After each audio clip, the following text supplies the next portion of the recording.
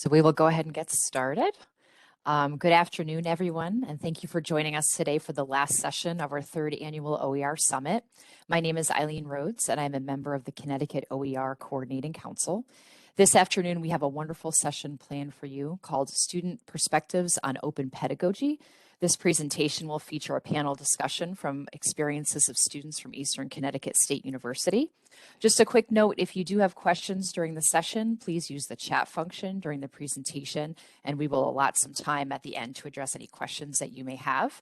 And at this time, I will hand it over to Dr. Nicholas Simon, Professor of Sociology at Eastern Connecticut State University. Eileen, thank you so much for this brief presentation. I really appreciate. My presentation will be brief. My name is Nicholas Simon. I am teaching at Eastern Connecticut State University in the Department of Sociology, Anthropology, Criminology, and Social Work. And I provided some open pedagogy assignment to my students.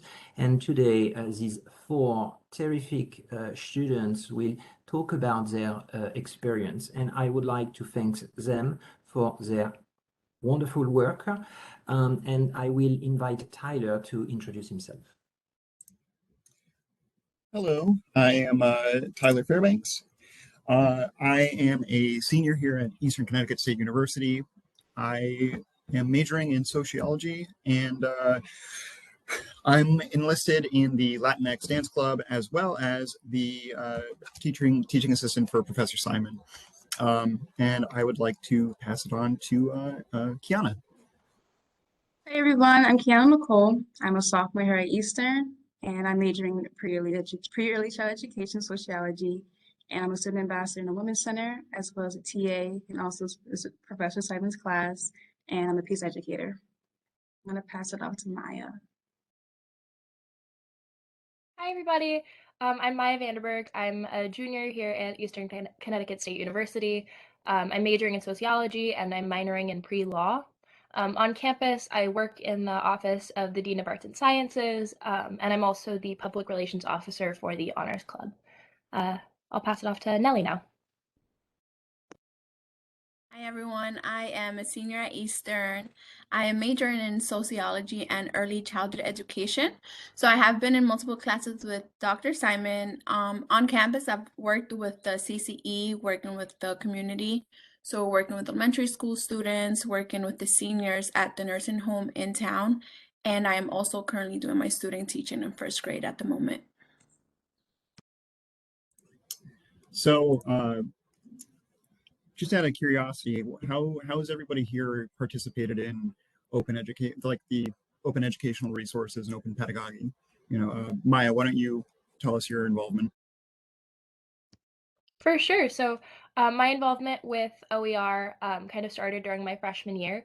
So I took an introduction to sociology course, and in place of taking like a traditional midterm exam, we actually worked collaboratively as a class to create our own exams. Like we each created questions based on our assigned chapter, and we ended up in total creating really an astonishing number of questions for these exams. The class with Dr. Simon, so I'm sure he can tell you as well.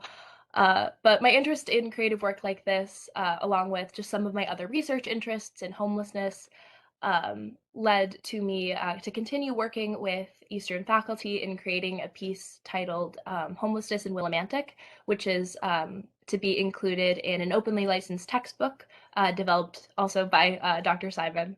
My sophomore year, I also worked as a teaching assistant for a sociological theory class, which employed some strategies of open pedagogy. We had our students work to create videos at the conclusion of the semester that could be used as educational material later on. But all of these projects were really rewarding, and I'm happy to share any of my experiences with open pedagogy whenever that's possible. Kiana, do you want to share your involvement with open pedagogy? Yeah, so I started more this semester in a sociological theories class, but we had to make our own quizzes. And it's a chance for us to collab with our classmates and bounce off ideas to get in the mind of the text, because we have to get in the mind of the theories at that time and really formulate insightful questions. What about you, Nellie? I'm muted, sorry. So I was able to participate in 3 different projects, so 3 different classes. I started off by creating educational videos for elementary school children. Then we went off to creating videos for other students in our own classroom. So making like educational videos about a specific theorist. And then the last project was creating quizzes that were based on our assigned chapters. And then Tyler, that leaves you. Yeah. Yeah. So my initial interaction with open educational resources and open pedagogy was first when I took the intro to the sociology major with Professor Simon, and we were given the link to the textbook, which was it was free and easily accessible, and I found it very interesting. And as I continued through my education, I encountered Professor Simon again, where he had us creating those quizzes that Kiana was talking about before. And additionally, he even allowed me to participate and help in the translation from text to audio for online textbooks. So, Maya, what was your opinion on open educational resources, and did you like it, or what did you? I definitely bought into the experience.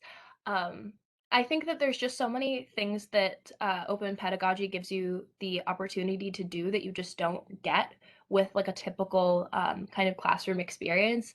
It's a really different experience for students who are used to just kind of the typical busy work and memorization associated with, especially for me, I started doing open pedagogy projects as a freshman in college, and I was used to that work that we're definitely used to in high school.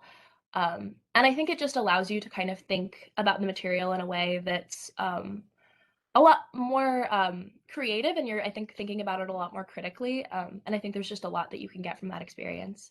But I also know that you mentioned, Tyler, some of the accessibility that it affords, and I think that that's also a really, really powerful thing. So I'd love to hear you kind of expand upon that.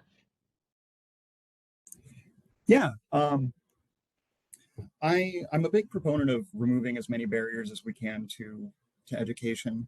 I think that that is just such a fundamental resource and right that the American people and pretty much everybody should have access to. Uh, and one large component of that can definitely be a financial aspect, right? If you don't have enough money to buy a textbook, it's kind of rough. You have to kind of scrimp and save, and it can even be a deterrent to, oh, well, if this class is going to make me buy a $250 textbook just for me to use it for one class, I don't know if it's really worth it for me to do that. You know, I I also really enjoyed the reformatting of how we learned in open pedagogy. Being a part of the creative process of contributing and creating tests and quizzes and thinking about how to digest and analyze the material rather than just kind of regurgitating the information that we had digested prior. What about you, Nellie? What did you think? I think I really enjoyed the projects. I think it was something that was different from all the other 4 courses that I was taking at the time. So it pushed me in a way where, like you guys said, creatively, but also just kept me kind of on my toes. And I looked forward to like, okay, the pre-planning of it and then just putting it all together and then just reviewing all of it rather than just looking at a textbook that, like you said, already a pain if we've paid a bunch of money for it, but you're kind of the creator, so you're just putting yourself thinking even more outside the box to just put a little bit of yourself into that project. Yep. How about you, Kiana?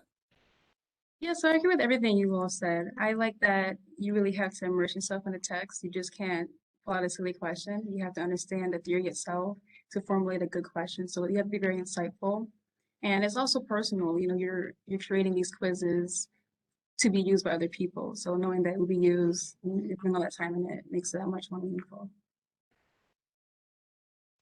Before we move on from this question, I also just want to add, I think that I absolutely agree with what you guys were saying about just like how much more engaging the material is. But one of my other like favorite parts about it is I think that as undergraduate students, we kind of can see our work sometimes as just a means to a grade, and that's, because that's usually kind of how our work is presented to us, and that's, how a lot of like typical classroom things are set up. But when we're working on something that we put so much like time and thought into, and then we also get to see that work like used in the future, I think it's a really special opportunity, and it was definitely like one of the things that that sold me on open pedagogy when I really first started doing it, because I think that having something, that's professional grade material that you can have put to your name as an undergraduate student is just something that that you don't always get the opportunity to do, and I think that that's really special. Professor Simon, you have something you'd like to add? So one question was, did the student group do most of their work virtually, or did they meet outside the class? So the collaborative work, how did you work in collaboration with your classmate? Yeah. So just because I know that I participated in 3 of the different projects, so it was very different for each 3 of them. So for 2 of them, I was able to work independently where, I was creating my own quiz, or I had the option to work virtually with someone else. But for when we were creating videos for the students, it was a lot of team effort. And of course, we had just started the pandemic. So we were working outside, taking all the safety precautions that we needed to take. But it was a lot of teamwork of, okay, someone's doing the actual recording, someone's in front of the camera, someone else might be better at editing the videos or adding subtitles. So it was definitely a lot of meeting, either virtually or in person when it was group focused projects. I don't know if anyone else wants to add to that. Yeah. I also recall there being some time allotted during class to actually like collaborate and get to know everybody else a little bit better and kind of expand upon the information that you were working on, the projects and everything. How about you guys? Either Keanu or Maya. Anything to add on that, or? Yeah, I mean, so I think that my experience with group work with open pedagogy, you face challenges in any kind of academic work, and my freshman year, our my first kind of experience with open pedagogy was creating those midterm exams with my introduction to sociology class. Um, and group work can be challenging in any group, but I my experience was a little bit different. I definitely had some more challenges with it. So we were paired up with students, both, some in our class, some in, the other section of Introduction to Sociology. And I sent out emails to my group members and reached out and tried to work on that. And I just kind of never got a response back. So I ended up doing a lot of the work independently, which, definitely like added an extra challenge to it. But it was definitely a challenge. It was a difficult thing, and it was not ideal, obviously, but I think that one of the helpful aspects of open pedagogy and how like critical group work is to that process is honestly reflective of a lot of professional work. Like, the vast majority of professional work and content creation and stuff like that um is collaborative, and and in any kind of professional setting, you're going to have some of those same challenges. So navigating that, and dealing with communication issues and like all of that stuff, like, well, it was a challenge. Like, I think it was also good practice, because it was learning how to communicate those issues, and learning how to um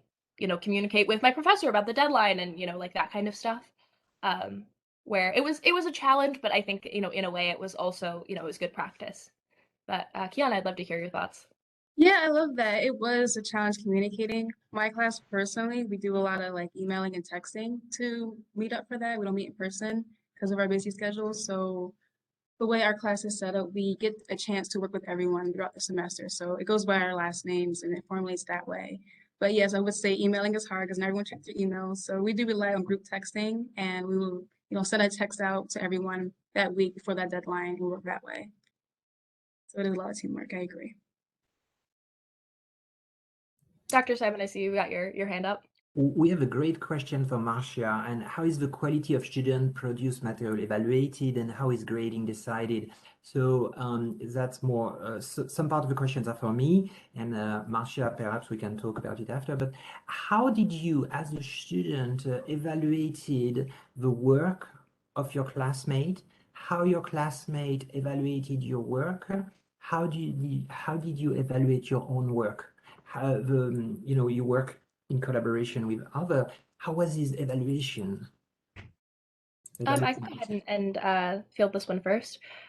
So with that project specifically that I was talking about with the midterms, I know that one of the core parts of the process was after we all kind of had our rough draft of all of our questions set up, we dedicated an entire class period to coming to class with our questions, and trading with people and just going through every single question and reading it and assuring that it makes sense. And all of us had been reading a lot of the same material, and so we were definitely able to assess whether it was relevant or adequately challenging, but also definitely kind of that clear question that we're looking for.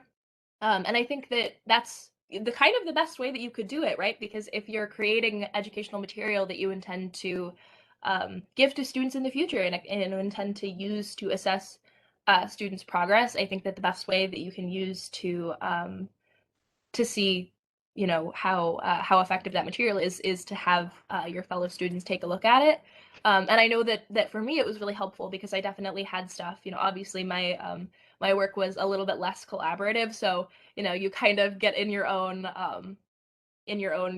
productive headspace, and so it can be really nice to have an extra set of eyes looking at it and going, okay, this might have looked really clear to you, but maybe just reword it in a way that's helpful for someone else. But yeah, I mean, I really liked that collaborative process. I thought that it was definitely really helpful.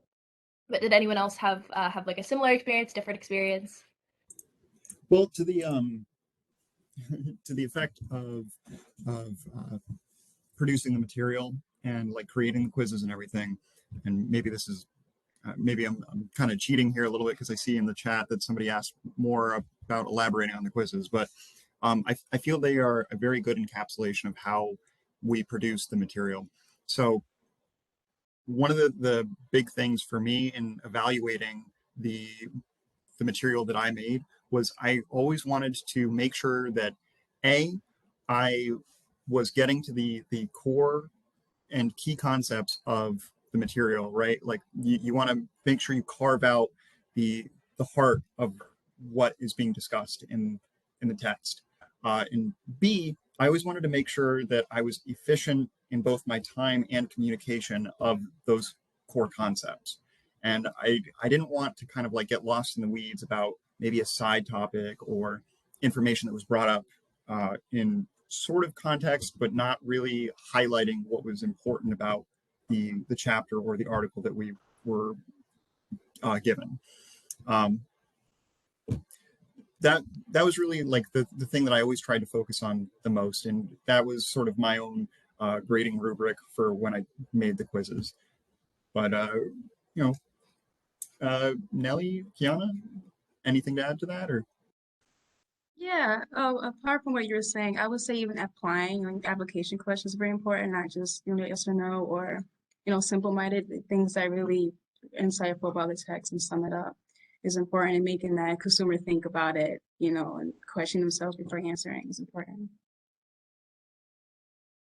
Just to add on to that, I think even the way that I'm like, planning lesson plans right now, I kind of just started as well with the project was just what do I want the students to like learn or answer as I'm making these questions or producing these videos. So kind of just having that objective and then work your way towards down, like work backwards, if that makes sense.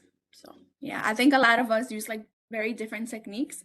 And now that I think back, I think it definitely would have been a lot less stressful for me if I would have done like the quizzes with, working with a partner or so, because it would have been a lot more helpful. So yeah.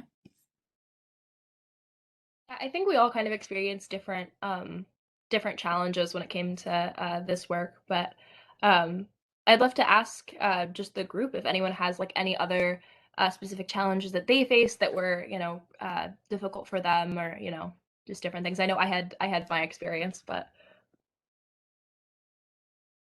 Yeah, I like to share. I personally have a trouble like making the possible answers. Sometimes I'll pull from earlier chapters, but I don't want to, you want to make it so it is feasible and not to throw the person off too much. So I struggle with making it more relevant to the chapter, but still putting in some possible ones, not to trick them too much. One of the things that I felt was a bit of a challenge in overcoming was sort of just how foreign things felt. Not being asked to read and regurgitate, but instead being asked to kind of like analyze, think, ask questions, and then answer them, demonstrating that you were able to like really critically think and analyze about the material that you were given. And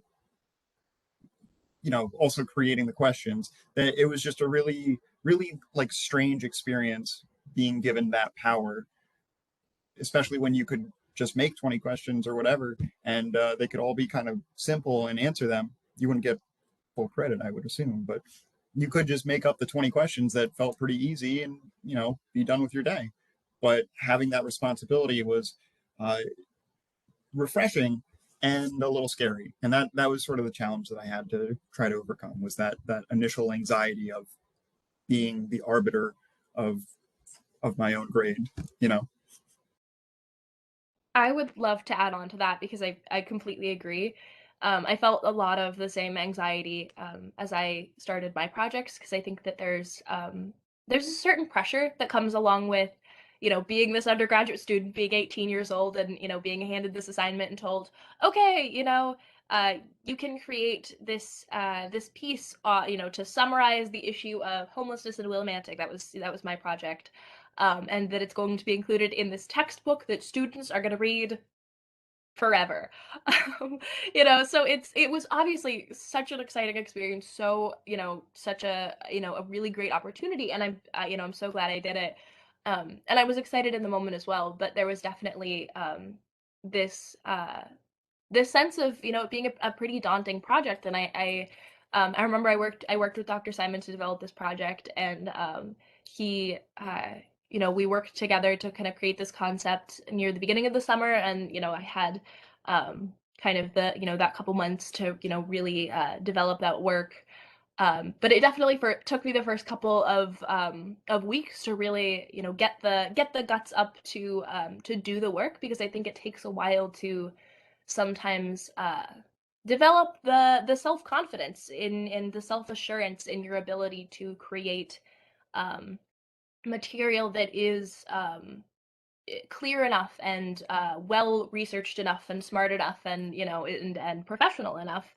And working through that anxiety was definitely like a big challenge of my own personal experience. But once I did, of course, like once I started writing, I wouldn't have been doing this assignment if I wasn't prepared for it. So it's I definitely just took the information I knew, took all the bodies of research I'd been looking at, and just did it. And by the time I got it done, it was obviously I created something I was pretty proud of. But um, that first push was definitely something pretty challenging.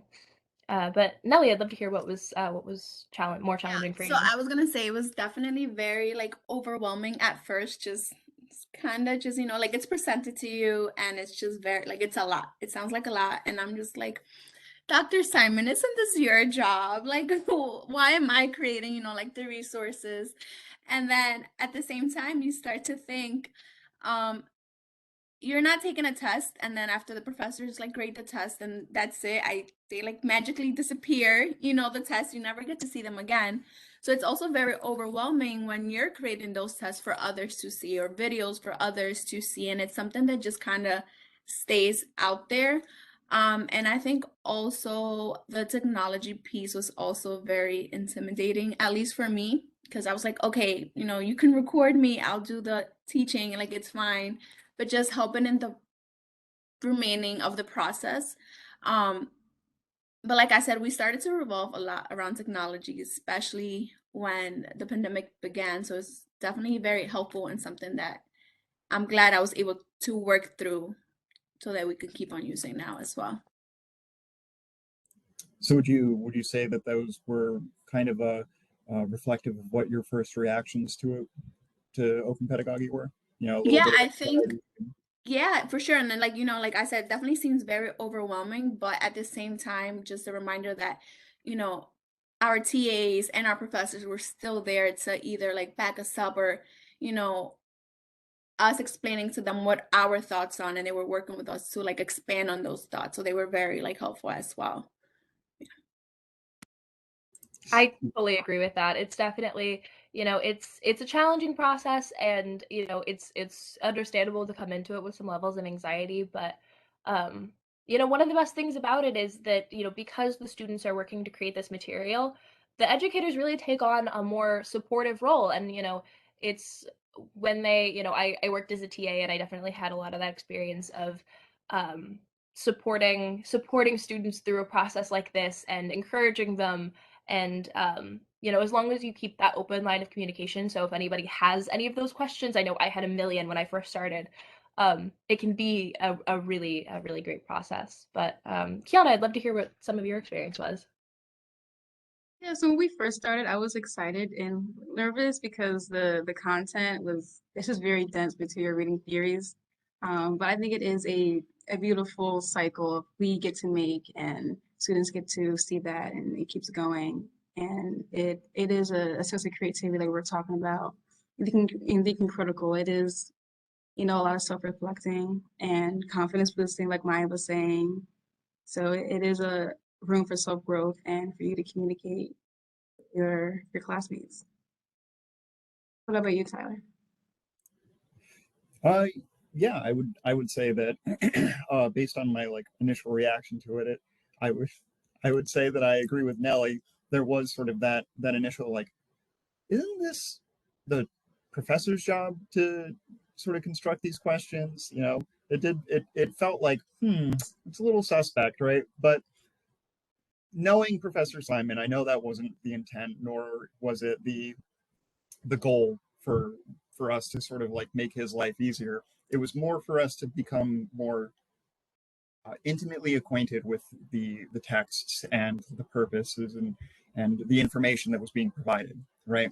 And I would definitely say that uh, having having done that and gone through parts of the processes of open pedagogy, I feel I've had a more intimate relationship with the material provided, um, because it feels as if it feels as if I was not only concerned more with my grade, but with the people who might come after me, and knowing, how will they interpret this? How will they perceive and contextualize and like digest this information that is A, being provided to me, and B, that I am providing back, and that it was definitely something that was also on the front of my mind as I was learning more about open pedagogy. It made me feel that I had more of a stake in it and that I was part of a greater whole than just, my GPA. So I don't know if anybody else felt that way, or if anybody else bought into that rhetoric, or if I was the only one drinking the Kool-Aid. No, I absolutely agree. I think that, that pressure definitely pushes our work to be better, because we're creating material that we would want to consume as students ourselves, and we want it to be up to a standard that would be helpful for us. But I love this discussion of all of the the challenges that we've had, because I think we've all like learned so much in the time, whether it be just this past semester of working on it, or these last couple of years. Um it's a challenging process, but you learn so much. So I'd love to hear what everyone would say to a student who um, is first coming into open pedagogy and first experiencing it, and has some of those same anxieties or questions and everything that that I know we all had when we were first starting.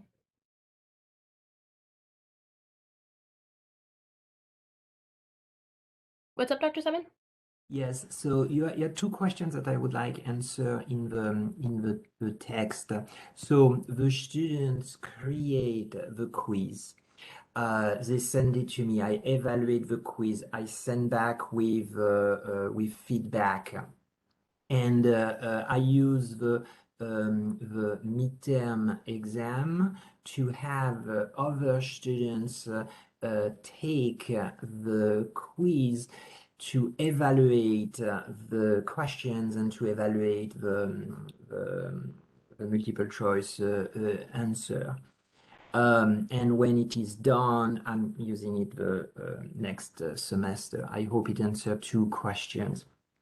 And you had a terrific question. Uh,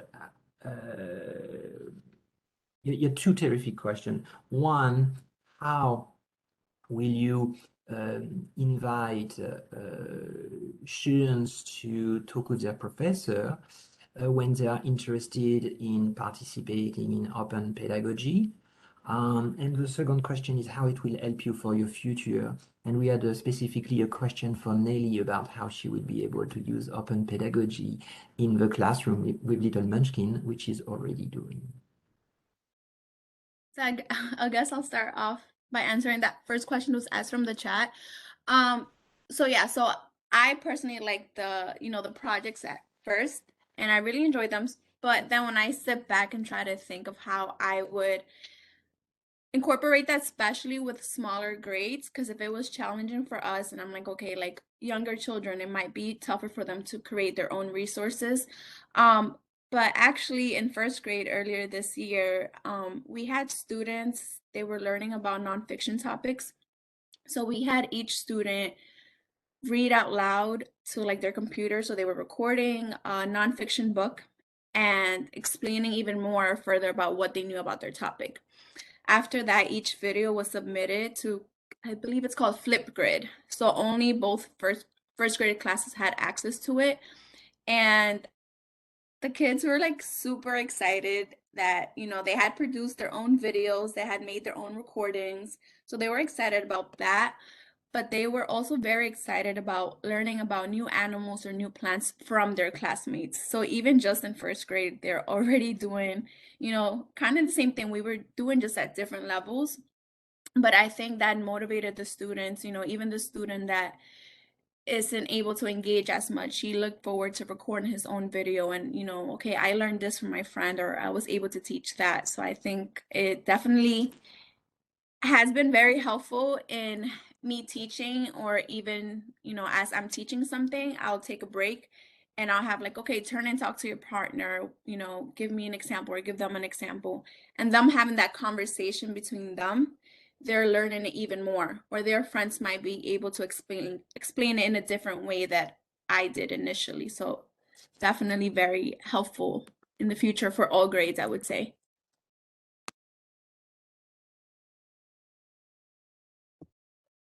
So with that being said, how would you guys recommend, what advice would you guys give other students going into this? So I first want to just congratulate you, Nelly, on doing that kind of work, because I think that's just so impressive. Because I know that the model of open pedagogy is already so different from what we do in a typical classroom. And so, communicating that process and working through all of the questions with college students, I know is already so challenging. So I just think it's really impressive that you're able to apply that work to working with students that are so young, and to see that it also works with students that young is a really cool thing. With I think some really cool implications for the future. But to answer the question that you were talking about, I would say, just based on my own experience, I would tell a student to trust themselves, because you know more than you think you do as a student.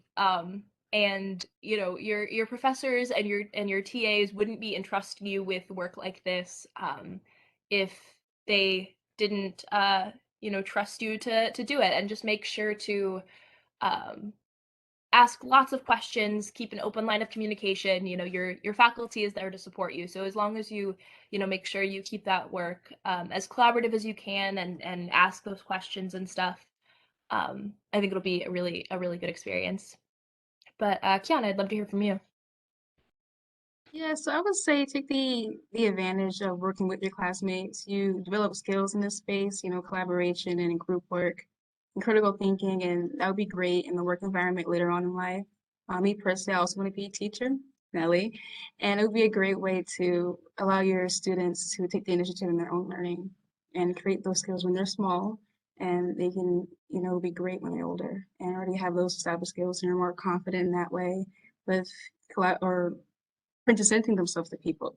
Oh, excuse me, presenting themselves to people and working together. What are your thoughts, Tyler? Um, one of the things that I always think about is that for students, especially students who have sort of been conditioned with the older and more traditional version of educational practices, is that, like we've alluded to before, it can be a little jarring stepping into this new land and new field of education, right? And you do feel a little lost, and the tools that you had before that helped you navigate the the familiar lands of the educational processes prior um, are still useful, but your compass needs a little tweaking, if that makes any sense. Uh, and you'll find a lot more creative freedom in this area. You feel a little bit more invested, at least from my perspective. You feel a little more intimately related with the information that's being given to you, and it's really a wonderful opportunity for you to take the educational process into your own hands, and additionally have the ability to sort of uh, uh, be more creative and expressive with how you educate others. And I that's really the best advice that I could give to students sort of stepping into this world for the first time. So, but oh, go on. So I was just gonna quickly add on to that. I think it's something that, because there's even like a question in the chat about, if some students weren't successful at doing this type of work, and I just think that it's something that, like I said, it's not like the other traditional classes where you can maybe memorize whatever, you can skim through the textbook 2 days prior and just take the own text. So you do have to really be dedicated. I know Simon gave us a lot of timelines that were very helpful of doing parts of the project. So I think as a student, you really do have to take that initiative to, do your own research, because again, it's work that is not only proving your knowledge, but also representing you and your creativity, and you're literally putting yourself out there because you're producing this work. Yeah, before Professor Simon jumps in, I just want to say that I want to echo again what you're saying, Ellie, that it there is a structure to be found in these classes and in open pedagogy. It's just not a traditional one. It's a little more alien at first, but you'll soon find that the structure of grading and education and how to actually do it is there. You just have a much more expressive way of interacting with that structure itself. But Professor Simon, please interject. Believe it or not, I didn't have any unsuccessful student.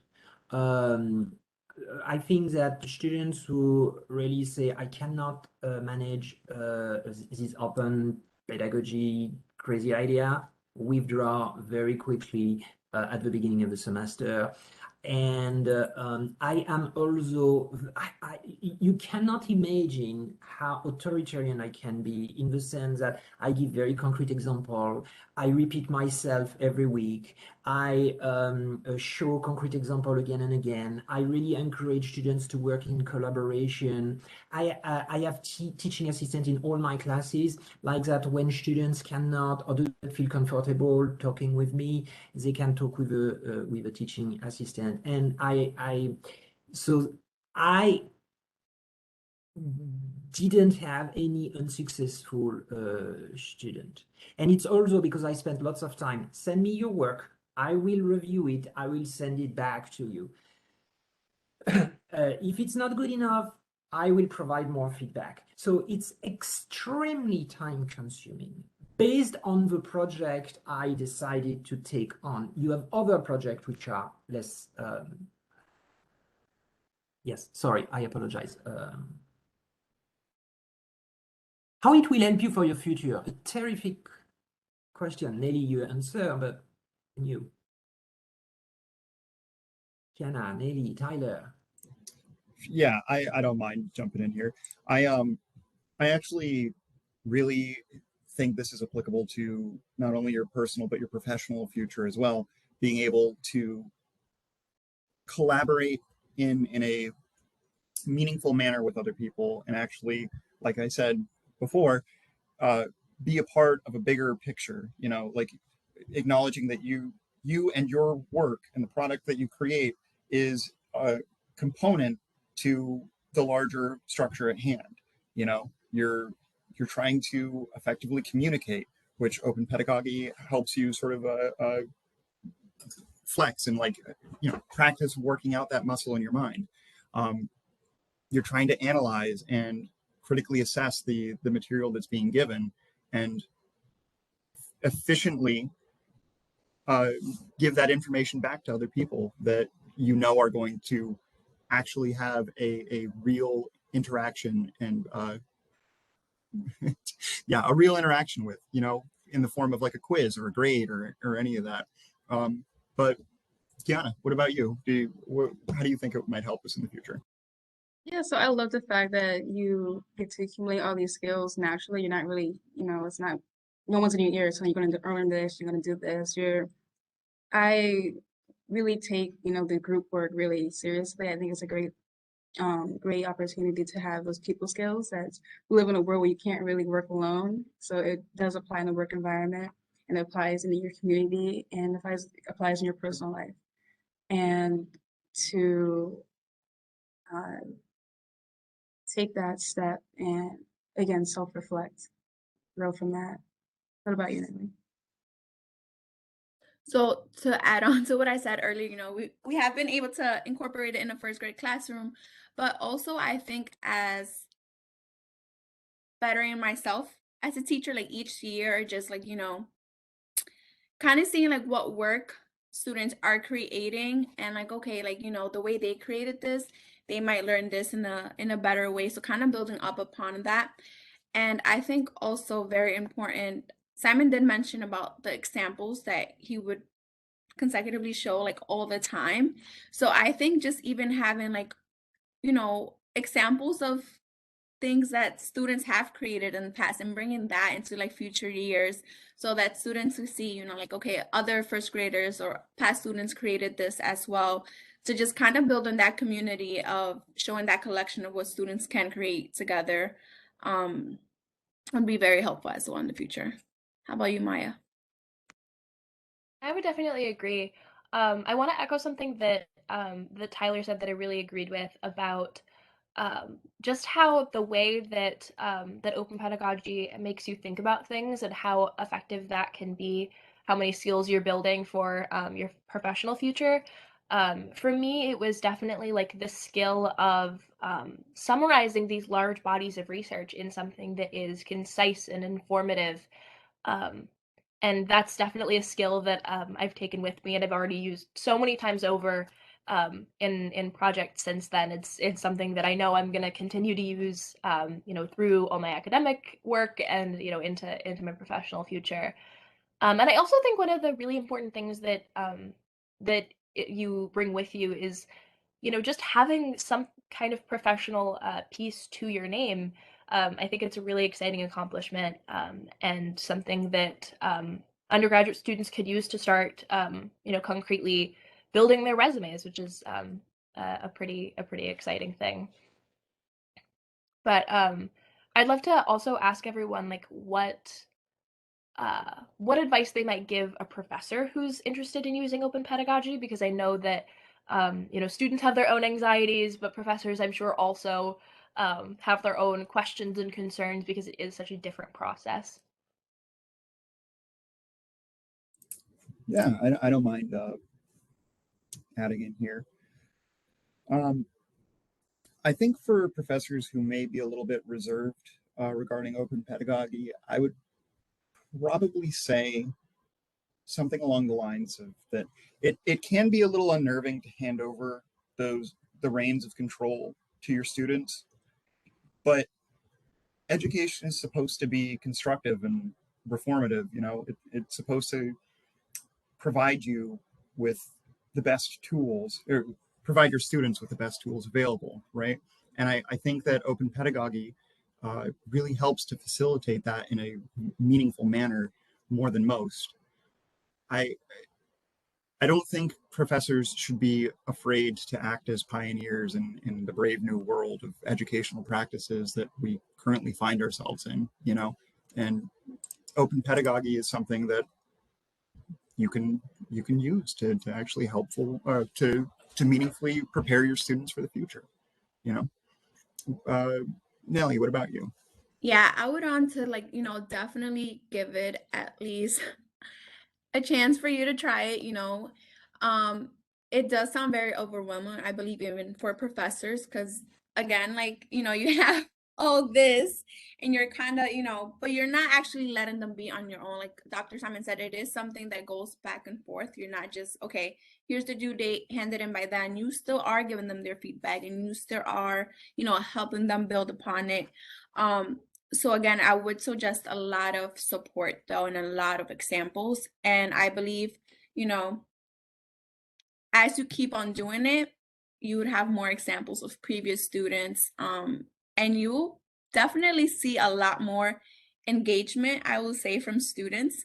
I believe a lot of times when we're sitting in a classroom just listening to a lecture, we're not paying attention 100% of the time. So you will see a lot of, participation, and students do want to see, the work of other students. So you will definitely see like a positive change in your classroom engagement. How about you, Kiana? Yeah, just going off of that, it is a nice way to allow more participation and more people tuning in and engaging in the classroom and in their work, because it is being checked. It's not like Tyler was saying earlier, you can just do it and you're done with your day. It is something you have to pay more attention to. What about you, Maya? I would definitely agree with that.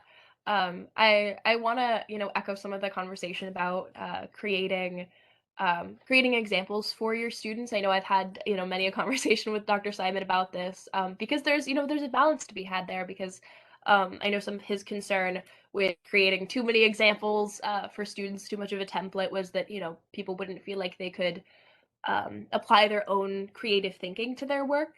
But I also know that while the open-ended format is really useful, it can be a hurdle for some students who are unsure, kind of starting out. So I think that as a professor, you can make your own decisions about how much of a template you want to provide for your students, but um, just providing so much, support and encouragement regardless of whether you provide a template is really helpful. And I also really like the idea of providing examples of other students' work. And, if you want to, provide examples that are kind of a myriad of different formats so that people understand that they can um, do different things, that, that all can be applicable to the material, as long as it, demonstrates, kind of the understanding of that material.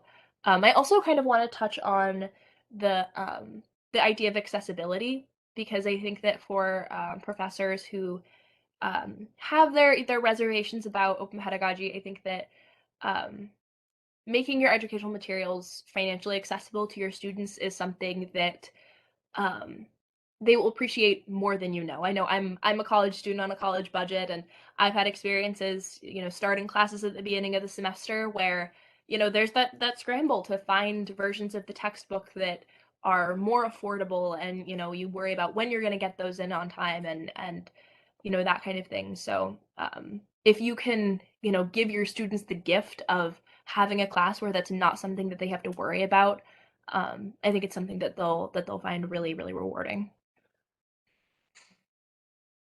I also like to add that it is more of a free form kind of learning, and it gives more independency on themselves, as well as less of an assessment. It gives, that anxiety off that, whatever they do, and put into will pay off than, okay, I didn't memorize this and I'm gonna get that point off. It is a pedagogy way that does institutes.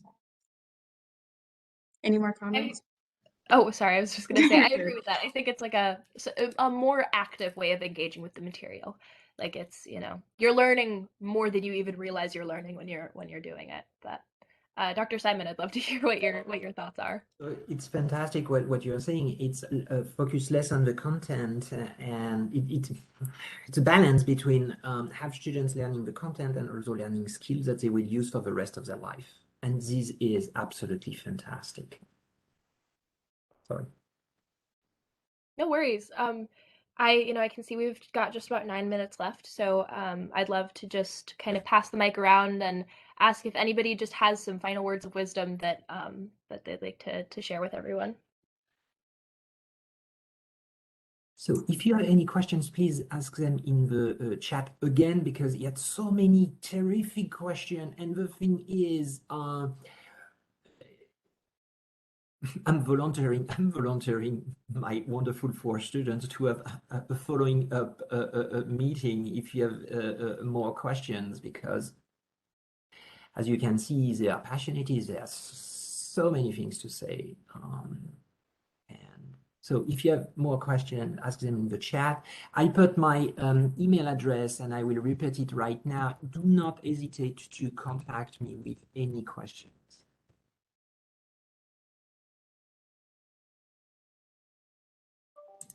Well, to fill the void while we wait for some questions to kind of populate in the chat. Oh, well, never mind. To everybody, can we see some of the fruits of your labor? In other words, can you tell us where we might find some of the actual quiz questions, etc., that you came up with? I think Professor Simon definitely has a lot of our quiz questions. So Nick, yeah. Thank you for this question, Dr. Parson. At Eastern, we have the Nick's brother, Nick Parson and Nick Simon. So in Introduction to Sociology, during 2 semesters, my students created 2,500 questions, 2,500 questions. This question had been shared with OpenStax. OpenStax is using the work of this student. Currently, we are working on a question for classical sociology written by Alison Hurst, a wonderful sociologist. And the question will be shared with faculty members. But because it's a quizzes, we cannot just put them openly online. We don't want students to go, find the answer. So it's a partnership with people who create open educational resources. You have some videos, sorry. Nelly talked about the videos. Some videos created from students of the Windham Willimantic communities are available on the Center for Community website. Some students in sociological theory, Soc 300, created video of sociological author and put them on YouTube. It was fantastic. It was an amazing work. Sorry, I talked too much. No, you're good. I was going to say, as somebody who, assuming that this is the person that I think it is, right? Nick Parsons, my professor. I can show you some of the quizzes next time we meet in class afterwards, if you have time, and I can show you like the examples that have been shown to me, and in addition, the quizzes that I have submitted myself. If that is something you would be interested in seeing. I would also say that the quizzes are broken up by like 4 parts, like knowing the source, like text, and that way the students have more of a guideline of how many questions they need and where to focus on. So we're not just extracting just concepts. We do have, when was this issued, who was it by, and the main concept that way.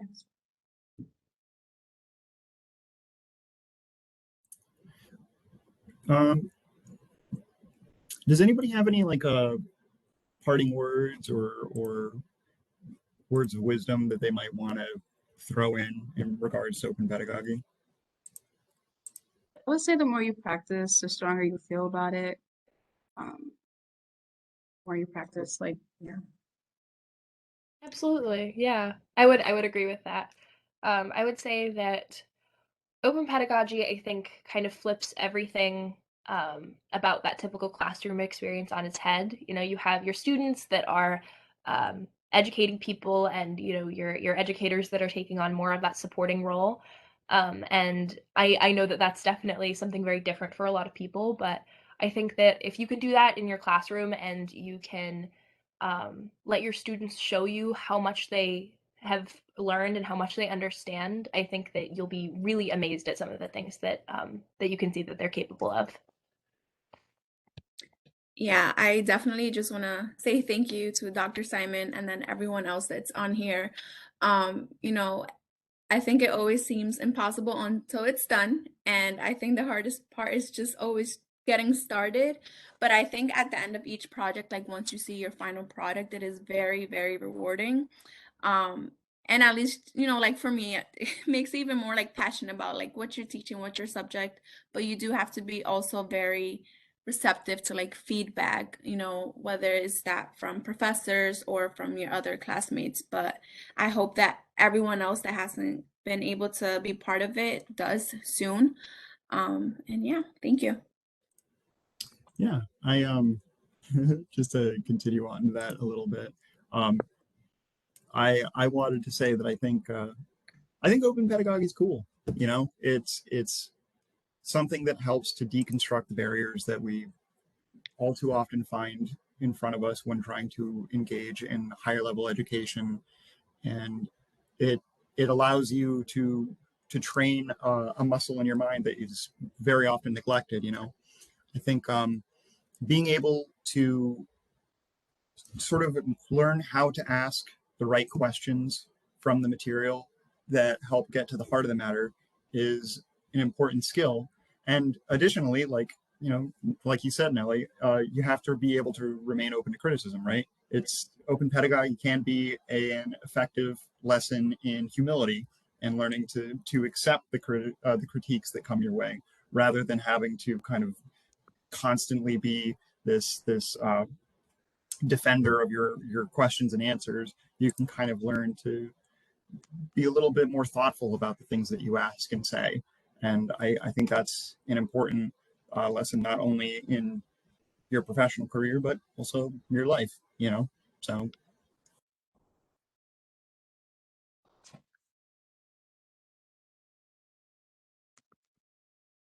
Well, thank you. Thank you to the four of you for being here and for representing all the talented students of Eastern Connecticut State University who participated in open pedagogy in some of my classes, but also in other classes created by my other colleagues at Eastern. And thank you so much for sharing your passion, not only for open pedagogy, but for the open culture. Helene. Yes, that was a fantastic session. Thank you so much, all of you, for imparting all your knowledge and experience on us. I enjoyed that very much. So I just want to let everybody know that this concludes our 2022 Connecticut OER Summit. On behalf of the Connecticut OER Coordinating Council, we would like to thank our wonderful presenters for imparting their knowledge of innovation, equity, and inclusion through open education, open technologies, experiences regarding the Connecticut Grant Program, and of course, the student perspectives on open pedagogy. We would also like to thank all of you for participating in this week's events, and we hope you found the information during the sessions valuable, and that you all feel inspired to continue advocating for OER and removing barriers in order for our students to be as successful as possible. So just a couple little notes. Please look out for a survey that will be coming soon. Please provide your feedback to us so we can continue to deliver content that you will find valuable in the coming years. And also the recordings and the presentations from this week will be made available within a couple of weeks, and that will be announced via email through the event system. So thanks again, everyone, and enjoy the rest of your day. Take care. Thank you. Bye.